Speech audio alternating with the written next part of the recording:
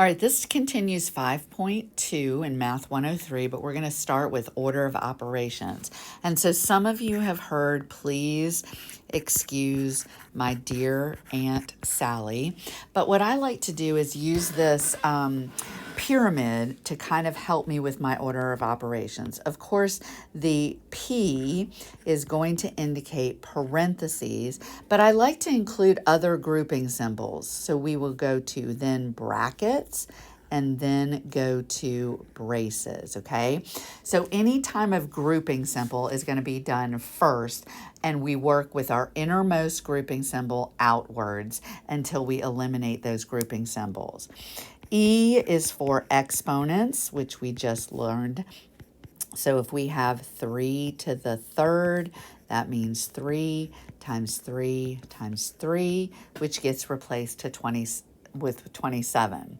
Now this one I want to put stars by because multiplication and division, and they always go left to right. So there will be some times where you will actually divide before you do multiplication. And the same thing is true with addition or subtraction. You move from left to right. And I'll put some stars by some problems that are going to really emphasize that, okay? So as you look at these problems, your goal is to come up with the same solutions for that everybody's going to get. So as you read this, you say, I've got 15 minus 8 times 2. I know multiplication comes before subtraction. And so what I like to do is put some downward caret tops, and I'm going to replace 8 times 2 with 16, and then I'm going to bring down everything that I have not used. And now I just have 15 minus 16. If I need to change this to an addition problem, I can, and that's going to give me the solution of -1, okay?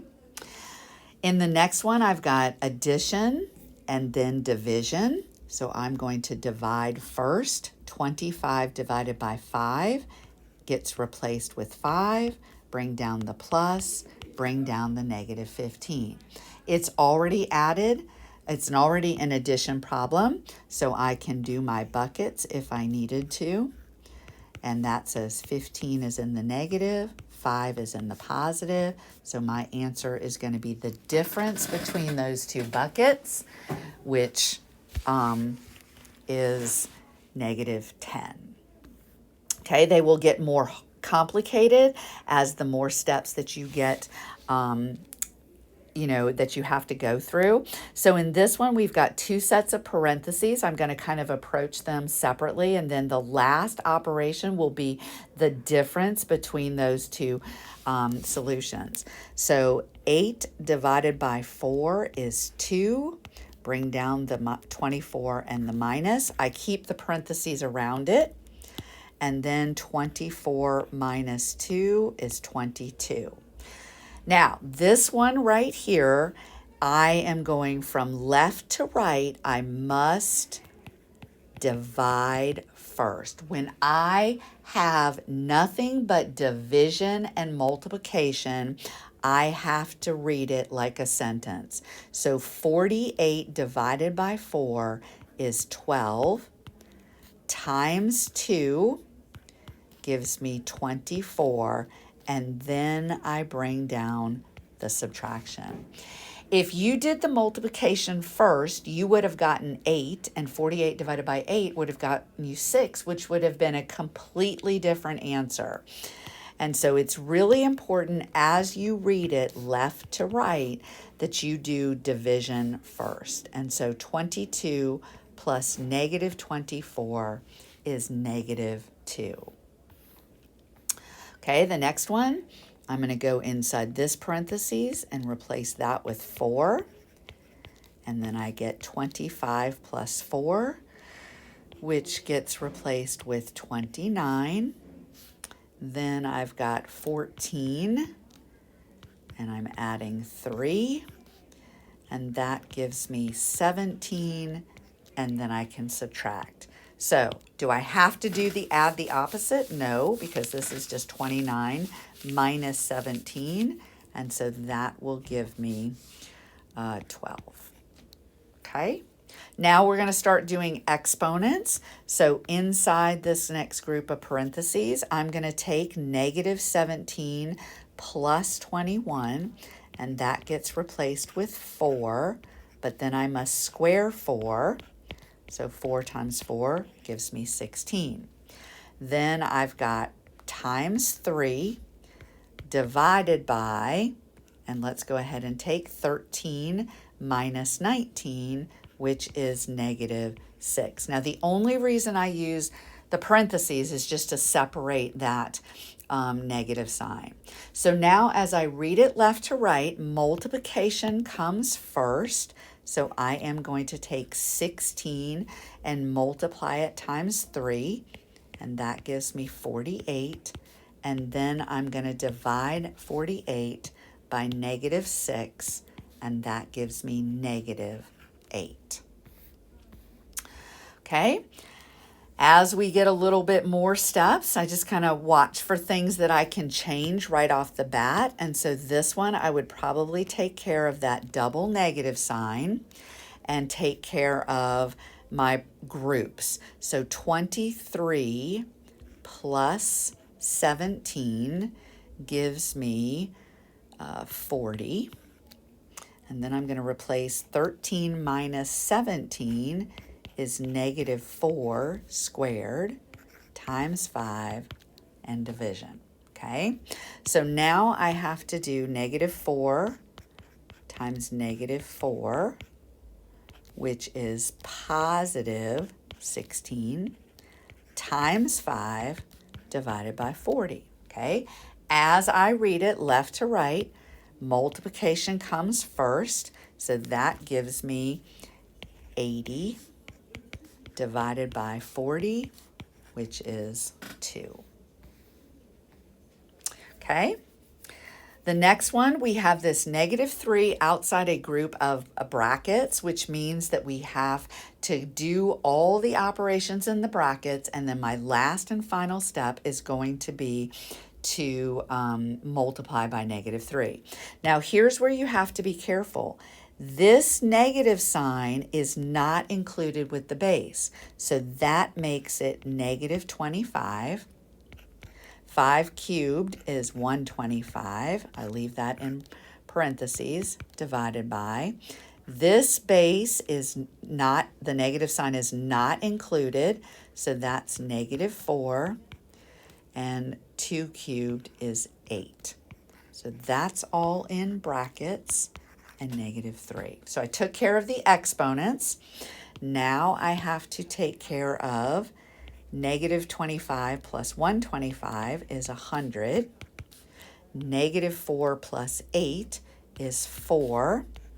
Got rid of the parentheses, but still have the brackets. 100 divided by 4 is 25. Now I keep those parentheses because now I have to multiply.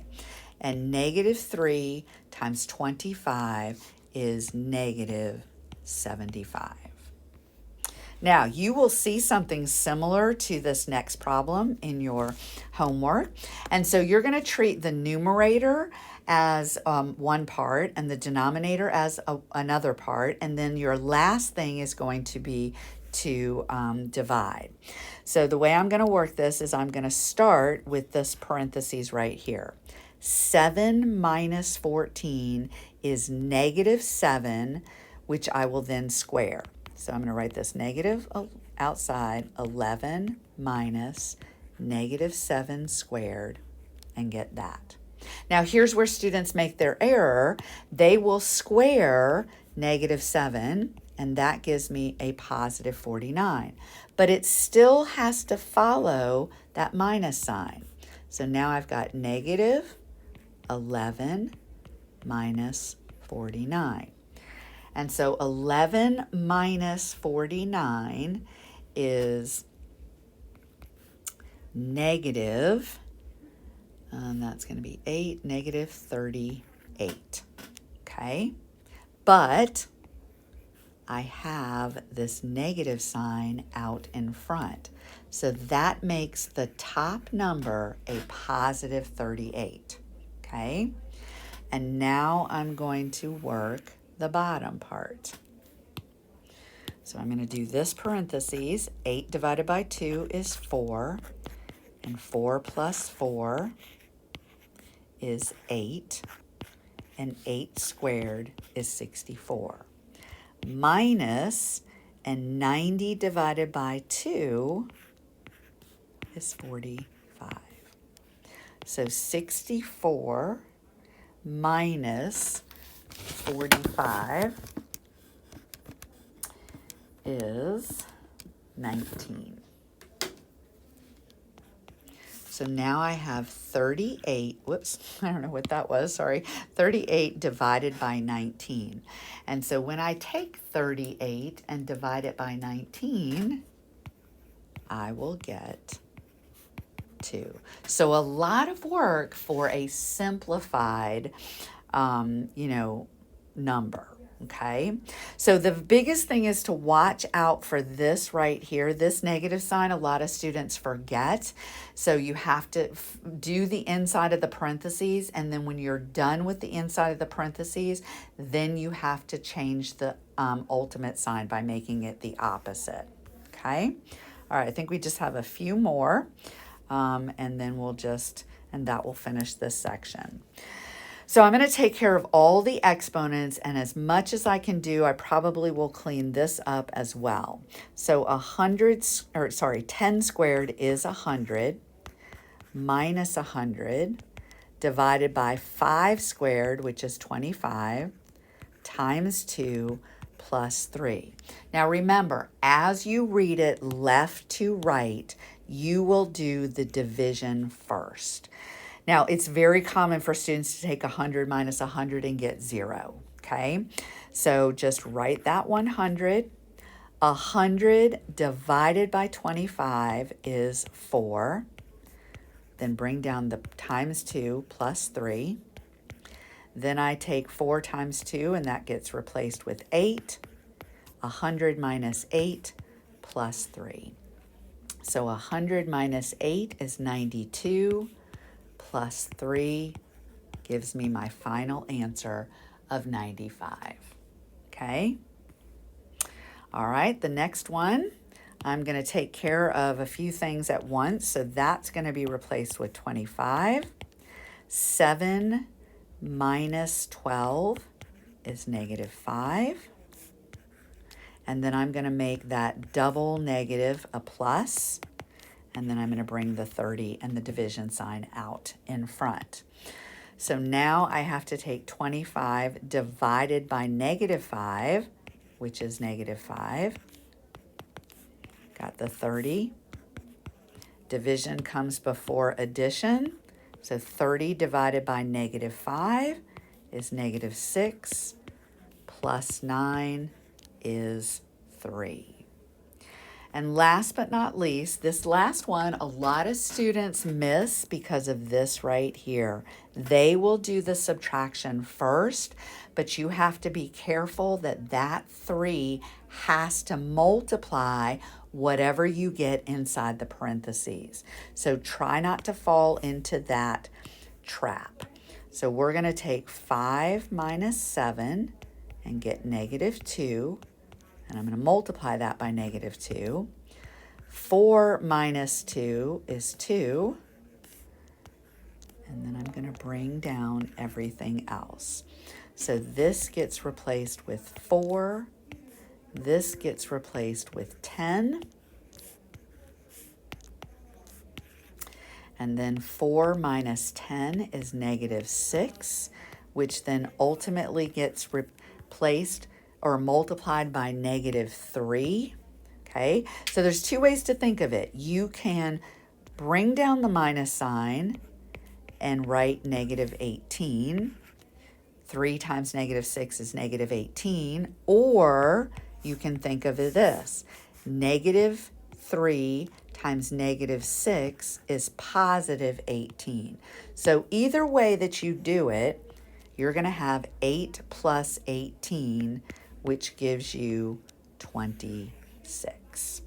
And that finishes up, whoops, nope, I'm sorry, I take that back.